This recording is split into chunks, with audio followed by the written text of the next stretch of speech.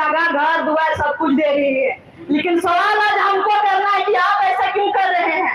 उससे पहले सब मुंडा की हत्या की गई थी, बाहरियों के लोग मारे पीटे, लेकिन क्या सरकार उसका अंगुली उठाए? क्या उसका कार्रवाई की? क्या जेल भेजी? क्या उसको वहां पे जेल भेजने का काम नहीं किया? क्यों नहीं किया?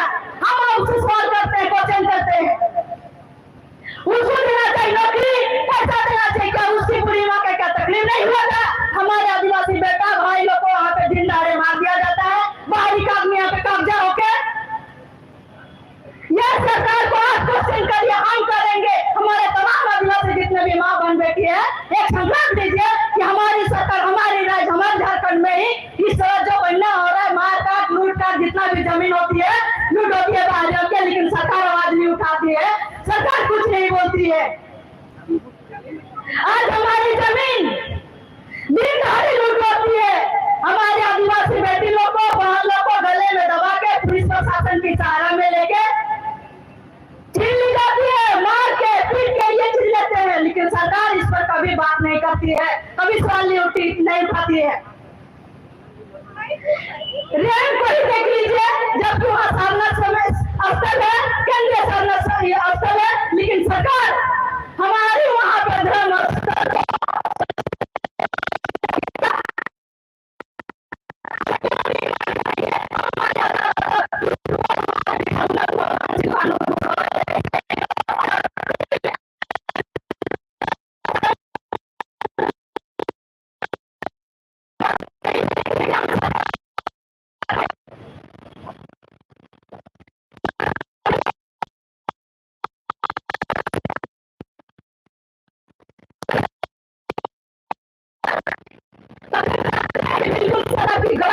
नीति जो बना रहे नियम कानून सही है?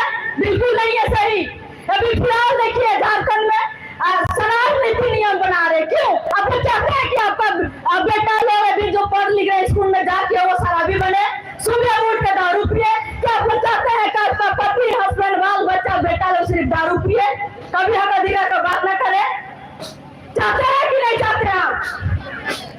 हाँ तो फिर सभी बात करिए। फिर यह नीति नहीं होना चाहिए झारखंड में, ना गांव घर में, ना शहर में, कहीं पे भी नहीं। जिस तरह बिहार में शराबबंदी हो, इस तरह झारखंड में पूरा शराबबंदी होना चाहिए, पूरी तरह से खत्म होना चाहिए। आज आदिवासी लोग को जितने भी दारू बनाने के लिए सरकार काम कर रही है, सिर्फ और सिर्फ बर्बाद करने के लिए खत्म करना चाहती है, ताकि आदिवासी दारू पिए, दारू पी के मर जाए, कभी अपना हक अधिकार जल जंगल को कभी बात नहीं करे। इसीलिए सरकार इस तरह का नीति नियम यहाँ पे झारखंड में लागू करती है। खुद भी हेमंत सरकार आदिवासी होने के नाते सोचिए उसको श्रम लगना चाहिए, अपना ही आदिवासी अपना ही झारखंड में लूटने का काम कर रही है।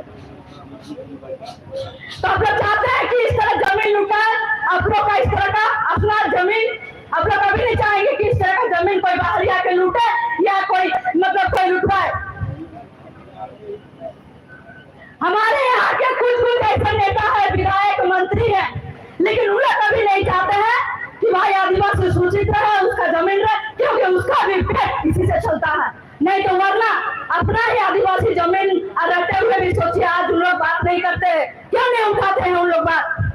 रोकना चाहिए, नियम कानून बनाना चाहिए, लेकिन कभी हम लोग नहीं बनाते। जानते हैं कि उन लोग सिर्फ 5 साल में राजनीति में रहे और इसी तरह आदिवासियों को लूट करके मार पीट करके ऐसे ही उन लोग राजनीति करे और अपना रोटी सेकते रहे। यही तो चाहते हैं यहाँ के आदिवासियों, नेता, मंत्री, विधायक जितने भी है, वरना क्यों नहीं अपना राज्य में अंगुली और आवाज उठा सकते हैं उन लोग? सोचिए हम लोग आज कितना, हमारे पूर्वज लोग जिस तरह से नदियों की तरफ खून बहाए, तब जाके आज हमको यहाँ पर झारखंड राज्य मिला है।